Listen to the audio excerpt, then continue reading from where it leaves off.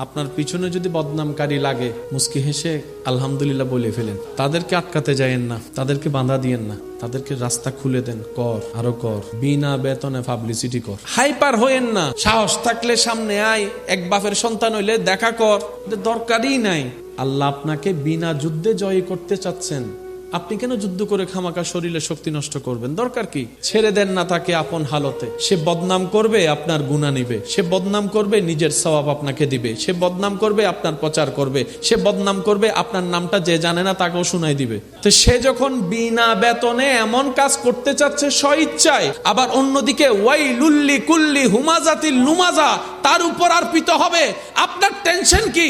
আপনার কাজ হচ্ছে রবের উপর ভরসা করে ধৈর্য ধরে বসে থাকা, আর কোনো কাজ নাই। করতে দেন দুশমনকে দুশমনের কাজ, করতে দেন আপনার চাচা যারাকে সম্পদ খাওয়ার কাজ, করতে দেন, করতে দেন। একদিন আপনার ধৈর্যটা রবের যদি পছন্দ হয়ে যায়, ইন্নাল্লাহা মা'আস সাবিরিনের নিয়ামত আল্লাহ আপনাকে দান করে দিবেন।